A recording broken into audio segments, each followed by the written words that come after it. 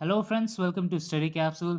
Study Capsule में आप सभी का स्वागत है। दोस्तों, आपने हमारा चैनल अभी तक सब्सक्राइब नहीं करा हो तो प्लीज़ हमारे चैनल को सब्सक्राइब कीजिए। अगर आपको वीडियोस पसंद आ रहे हैं तो प्लीज़ उन्हें लाइक और शेयर ज़रूर कीजिएगा। Thank you so much for your support friends. आपको अगर कोई भी क्वेरी, कोई भी क्वेश्चन हो तो आप हमें मेल कर सकते हैं। हमारा मेल एड्रेस है studycapsule15@gmail.com और हमारा फेसबुक पेज है www.facebookcast.com/studycapsule। दोस्तों, आपके सवाल, आपके क्वेरीज़ हमें बहुत पसंद आते हैं। आप चाहें तो हमें सवाल भेज सकते हैं, ईमेल कर सकते हैं। हमें काफ़ी मेल्स भी मिलते हैं, कुछ सवालों के साथ, कुछ क्वेरीज़ के साथ, कुछ एग्ज़ाम्स के साथ कि हमारा एग्ज़ाम अच्छा नहीं हुआ है या हमारा एग्ज़ाम में कट ऑफ थोड़ा-सा मिस हो गया। तो ये सारी चीज़ें हैं। तो आपको सबसे पहले बता दूँ, आपको निराश नहीं होना है दोस्तों, ठीक है? आपको बढ़ते रहना है, आगे कोशिश करती रहनी है, ठीक है? कुछ नहीं होता, एक एग्ज़ाम जाएगी पर कभी न कहीं आपको हमेशा एक चीज़ याद रखनी है कि आपको एक ही सीट चाहिए खुद के लिए। एग्ज़ाम में भले ही 100 सीट्स हो, भले ही 1000 सीट हो, आपको खुद के लिए बस 1 सीट चाहिए। तो इसको हमेशा पॉइंट में रखिए, इसको हमेशा ध्यान में रखिए और इसी के साथ तैयारी कीजिए। ठीक है, चलिए आगे बढ़ते हैं। आज का पार्ट है हमारा स्पॉट द एरर पार्ट 5। इसके पहले हमने 4 पार्ट्स निकाले हुए हैं, तो आप उनका लिंक डिस्क्रिप्शन में आपको ज़रूर मिल जाएगा और आपको वीडियो के एंड में भी दिखेगा उनका लिंक। ठीक है, तो शुरू करते हैं आज के वीडियो के साथ। तो फर्स्ट क्वेश्चन ले रहे हैं, though the first portion of the book was dull but the latter part was quite interesting. तो ये सेंटेंस है हमारा, इसमें क्या गलती है आपको बता देता हूँ। इसमें गलती है बी पार्ट में, ये जो बट दिख रहा है आपको, ठीक है। Though the first portion of the book was dull but the latter part was quite interesting, तो बट यहाँ नहीं आना चाहिए। ठीक है, बट यहाँ नहीं आना चाहिए। या फिर आप इसका और एक ऑप्शन है, इसके साथ आप येट यूज कर सकते हैं, YET। ठीक है, तो आप वो कर सकते हैं या फिर बट को हटा दीजिए। ठीक है, though the first portion of the book was dull the latter part was quite interesting. ठीक है, इसका मतलब होता है कि फर्स्ट पोर्शन बुक का भले ही डल था लेकिन सेकंड पार्ट काफी इंटरेस्टिंग था। ठीक है, तो इसका आंसर हो गया ऑप्शन बी। चलिए आगे बढ़ते हैं दूसरे सवाल की तरफ। Everyone agrees that Rahul is wiser than all the members of the family. ठीक है, तो इस सवाल का जवाब आपको बता देता हूँ। यहाँ इसका आंसर है सी ऑप्शन। ठीक है, यहाँ क्या गलती है आपको बता देता हूँ। Everyone agrees that Rahul is wider than all the members. यहाँ पे ऑल द मेंबर्स जो है उनके बीच में आएगा other, all other members of the family. ठीक है, इसको आपको याद रखना है। Everyone agrees that Rahul is wiser than all other members, बाकी सभी लोगों से थोड़ा वाइज है, मतलब थोड़ा समझदार है। ठीक है, तो इसका आंसर हो गया ऑप्शन सी। चलिए आगे बढ़ते हैं, तीसरा सवाल। Watch how careful the sparrow knits the straws into one another to form a nest. ठीक है, तो इसका मतलब है एक स्पैरो, एक जो चिड़िया होती है, वो चिड़िया ने अपना जो घोंसला बनाया है वो कैसे, कितने केयरफुली बना रही है, आप उसको केयरफुली देखिए। ठीक है, तो यहाँ पे केयरफुली, अगर आपने सुना होगा तो आपको समझ आ गया, इसका आंसर जो है वो केयरफुली है। ठीक है, यहाँ पे केयरफुल की जगह केयरफुली आना चाहिए। Watch how carefully the sparrow nits its straws into one another to form a nest। इसका आंसर है ऑप्शन बी। ठीक है, चलिए आगे बढ़ते हैं। तो क्यों ये किया केयरफुली, इसको एडवर्ब बनाने के लिए, ये भी आपको बता देता हूँ। वॉच हाउ केयरफुली, तो इसको एडवर्ब बनाने के लिए हमने इस केयरफुल को केयरफुली में चेंज किया है। ठीक है, चलिए आगे बढ़ते हैं। आपको और एक चीज़ बता दूँ, कुछ लोग का एग्ज़ाम है अभी 11 तारीख को, मतलब कल, जिनका एग्ज़ाम है वो है आरआरबी स्केल 1 का। आरआरबी स्केल 1 का, तो उसके लिए आप जो प्रिपेयर कर रहे हैं तो उसके लिए भी ये वीडियोस, और भी आज हम वीडियोस ज़्यादा से ज़्यादा वीडियोस अपलोड करने की कोशिश करेंगे। जिनका असिस्टेंट का एग्ज़ाम है नेक्स्ट वीक या 18 तारीख को, उनके लिए भी काफ़ी वीडियोस इंपॉर्टेंट रहेंगे, उनके लिए भी आगे जाके हम वीडियोस अपलोड करेंगे। तो प्लीज़ चैनल को देखते रहिए, कोई भी सवाल हो तो पूछते रहिए। ठीक है, चलिए आगे बढ़ते हैं। तो इस सवाल को पढ़ते हैं एक बार। Like the commission has recommended in its report the rules need to be enforced more strictly. तो ये सवाल है, इसमें गलती क्या बताता हूँ। लाइक द कमीशन नहीं आएगा दोस्तों, यहाँ पे एज़ द कमीशन आएगा। ठीक है, एज़ द कमीशन, कमीशन ने जैसे, लाइक मतलब कंपैरिज़न होता है। ठीक है, जैसा आपको पहले भी बताया हमने, तो यहाँ पे एज़ आएगा। As the commission has recommended in its report the rules need to be enforced more strictly. इसका आंसर है ऑप्शन ए। चलिए आगे बढ़ते हैं। Fifth question. Although he only earns 800 rupees a month, he manages to support his family adequately. इसका मतलब, इसका sentence का मतलब है कि भले ही वो 800 रुपए एक महीना कमा रहा है, फिर भी वो अपने फैमिली को, अपने घर को ढंग से चला रहा है और सपोर्ट करता है काफ़ी अच्छे तरीके से। ठीक है, अब इसमें गलती क्या है आपको बता देता हूँ। इसमें गलती है बी पार्ट में।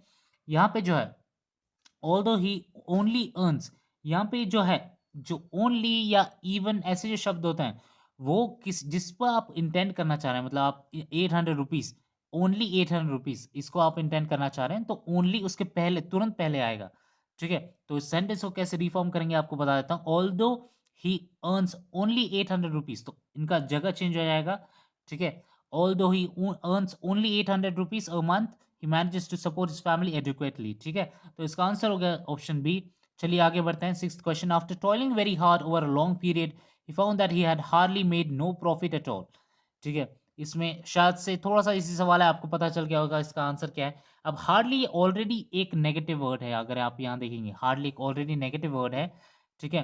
तो नेगेटिव के साथ अगर मेड नो प्रॉफिट, नो और वापस एक नेगेटिव वर्ड हो गया, तो नेगेटिव साथ में यूज़ नहीं होगा ऐसे इस तरीके से, ठीक है?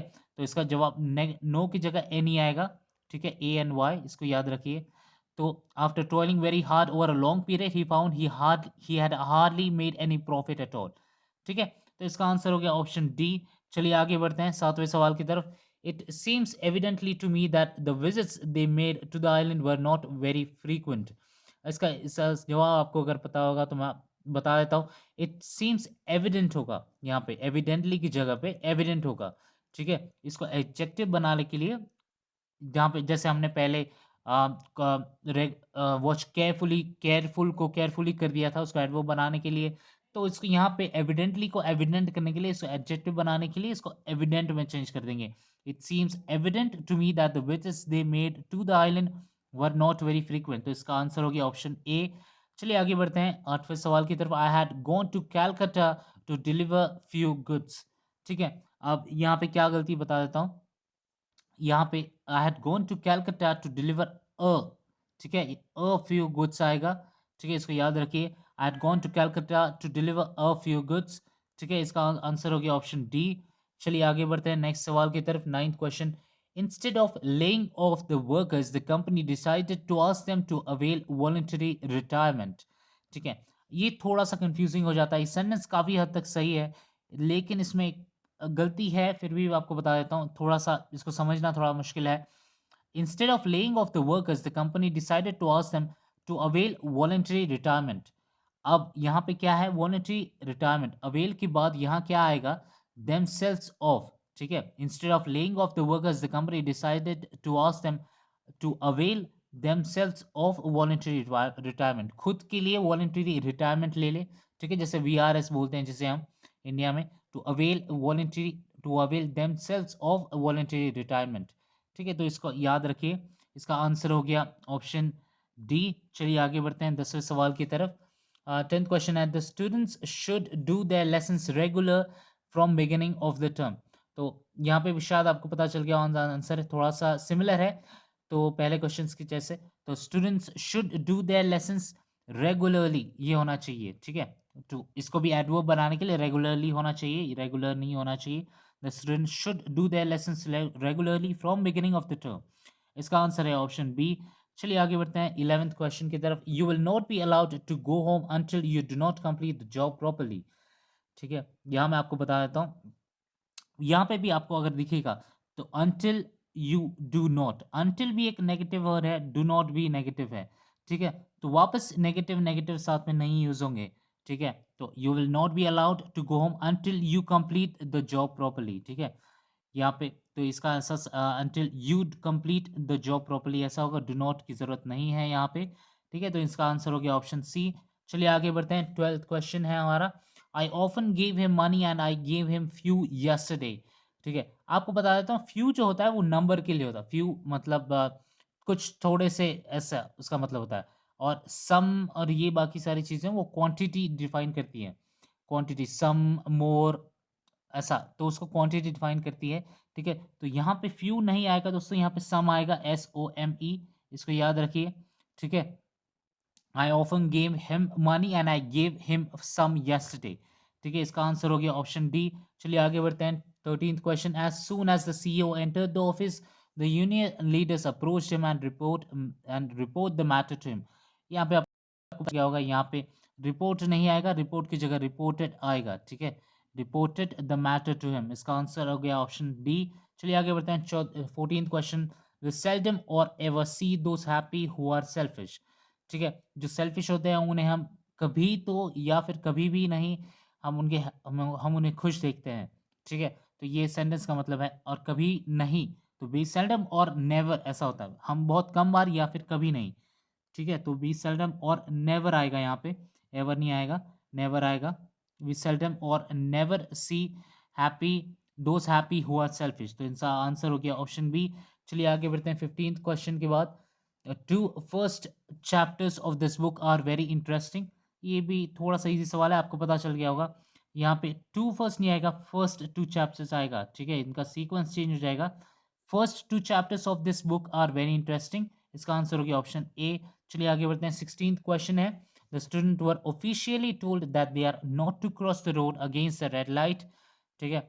अब यहाँ पे अगर आपने देखा होगा तो यहाँ पे the student are officially told आएगा यहाँ पे, ठीक है? वर नहीं आएगा, द स्टूडेंट आर मतलब स्टूडेंट को अभी बताया गया है, ठीक है? The student are officially told that they are not to cross the road against the red light, ठीक है? इसका आंसर हो गया ऑप्शन ए। चलिए आगे बढ़ते हैं 17th क्वेश्चन की तरफ। Being a fine day we went out for picnic at Shimla, ठीक है? तो यहाँ पे आपको बता सिंपल सी एक चीज़ है, इट आना चाहिए सबसे स्टार्ट में सेंटेंस के। It being a fine day, हम बात कर रहे हैं एक दिन की, ठीक है? तो it being a fine day we went out for picnic at Shimla, ठीक है? इसका आंसर हो गया ऑप्शन ए। चलिए आगे बढ़ते हैं। She said that she will help me whenever I was in difficulty, तो यहाँ पे बात कर रहा है, एक पर्सन बात कर रहा है कि एक उनकी कोई फ्रेंड है, तो उन्होंने बताया कि उसने मुझे कहा कि शी विल हेल्प मी, वो हमारी मदद करेंगी जब भी मैं किसी मुश्किल में हूँ, ठीक है? तो उन्होंने एक ऐसा कहा था, तो शी वुड अब कहा था और ये अभी हम यूज़ कर रहे हैं, तो विल की जगह नहीं वुड आएगा दोस्तों, इसको याद रखिए। She said that she would help me whenever I was in difficulty, इसको याद रखिए, काफ़ी इंपॉर्टेंट है ये चीज़, ठीक है? क्योंकि ये पास्ट टेंस है, ठीक है? विद क्योंकि हम एग्री कर रहे हैं, this was given in the past tense, so that's why we are reporting something which has happened in the past, ठीक है? She said that she would help me whenever I was in difficulty, इसका answer है C, ठीक है? चलिए आगे बढ़ते हैं 19th क्वेश्चन।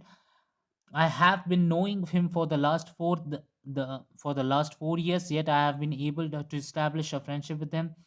आपको बता दूँ इस सेंटेंस में क्या गलती है, I have been knowing ये नहीं होता कभी, ठीक है? क्योंकि ये जो होता है वर्ब ऑफ परसेप्शन, यहाँ पे परसेप्शन है कि मतलब मैं उनको जानता हूँ काफ़ी सालों से, तो वर्ब ऑफ परसेप्शन जो है वो कभी भी कंटिन्यूअस या परफेक्ट कंटिन्यूअस टेंस में नहीं होता, ठीक है? तो इसका सही क्या होगा? इसका सही करेक्शन यहाँ क्या होगा? I have known him for the last 4 years, yet I haven't been